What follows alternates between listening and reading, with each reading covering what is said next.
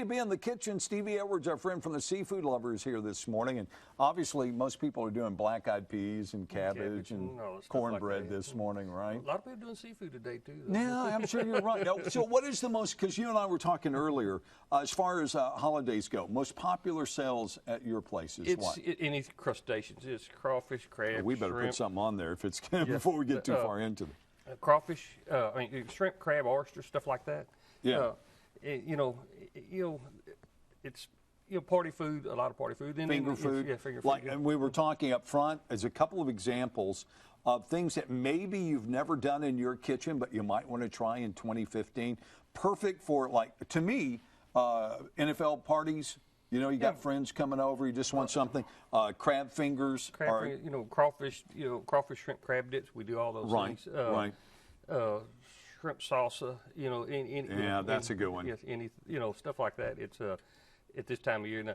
Right after first year, everybody goes back to fish, eating healthy. Right. Yeah, because of the resolution, right? Starting them off. This is the year that I'm going to eat, fresh, fish. I'm going to get the omega-3s into my diet somehow. Well, one of those ways to do that, Stevie, is to get away from maybe the fish that is very fishy or gamey tasting, which might be salmon, and go to something like you've done here, which is, I'm assuming that looks like a tilapia. It's tilapia, yes, sir. Which is a fairly inexpensive fish to go to, right? It is. It's a very moderate priced fish, and a good fish. It's a lot of people like it because it is the mildness of it. Yeah. It really has become popular. It's like it's a brand new fish. We've been selling tilapia 15 years. Yeah, but it's new to the consumer, it seems like. Mm-hmm. And this is probably the oldest standby that there is, right? Yeah, this is good old catfish fillets. Why? We went through that period. Of course, everybody thinks of it as a fried catfish, which there's nothing wrong with that occasionally. And then maybe some people even got into that period of blackening. Yeah, and it is good. It's wonderful blackening too. But now we're finding out you hit it with some of these spices, like the seafood magic or the. Now, could you use, because this is one you guys were talking a lot about, slap your mama? Would that be okay? Yeah, you sure can. It's a little saltier than the Cajun seafood magic. A little saltier, but.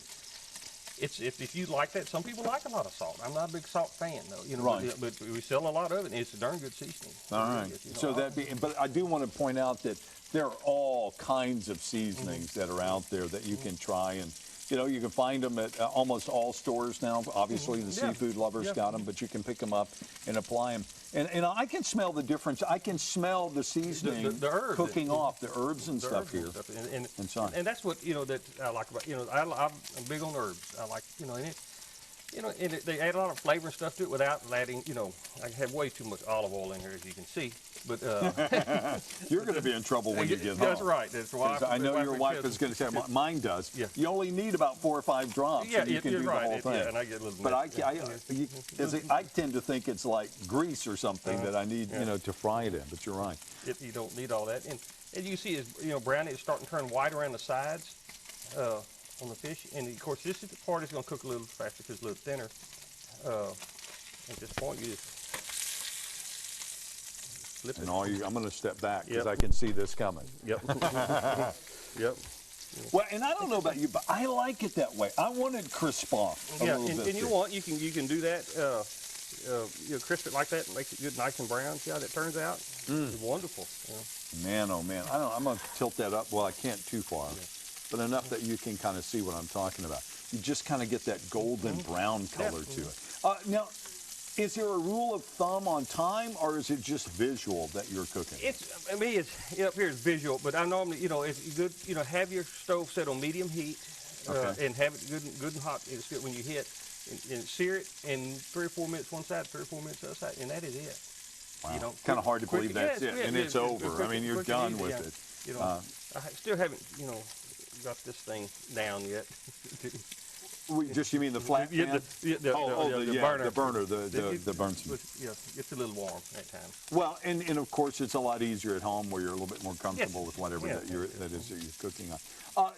Up here in front, we're going to talk a little bit more in detail about this, but this is not something I think a lot of Southeast Texans do on a regular basis. Stone crab. I have a supplier down in Corpus area that I said I got to get some during the holidays, and he brings them in here to me every 3 or 4 days.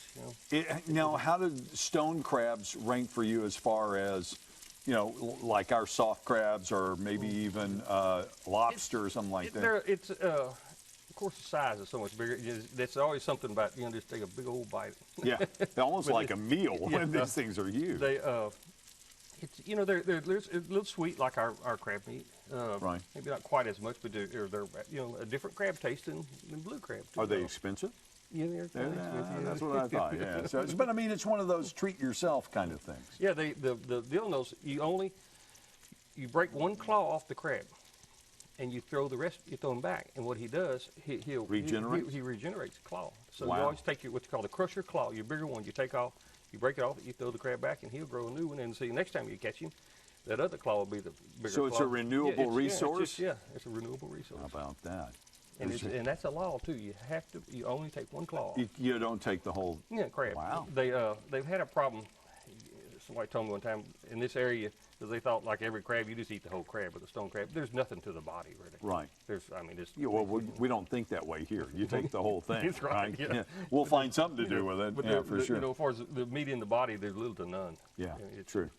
You want to plate this real Yes, quick, sir. and we kind of show folks what we're talking about with the finished product. And again, we're talking about catfish is the first fillet that comes off there. Wow, that looks really, really See how good. nice and brown it is. And then this is the tilapia. Yes, sir. And again, both very affordable, fresh seafood that you could get. And very, very mild. It's, Yeah.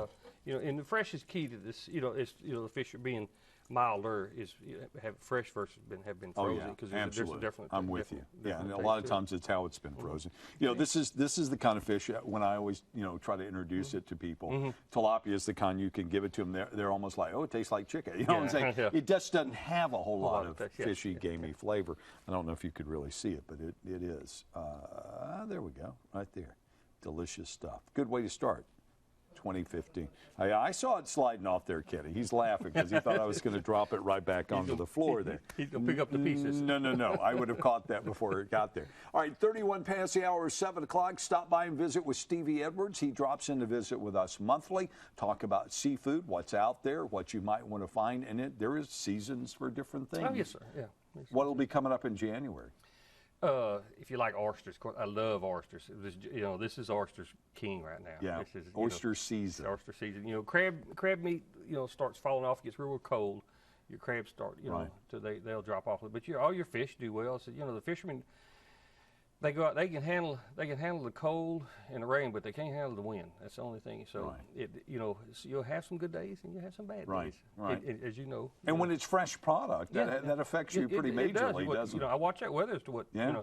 tells me what's going to be available. Yeah, what you're going to get. Anyway, stop by and see Stevie if you want. 4389 Calder in the west end of Beaumont, the seafood lover. We're going to take a break. When we come back on the other side, we'll see what's happening in today's medical headlines as a New Year's show continues here on KBTV Fox 4.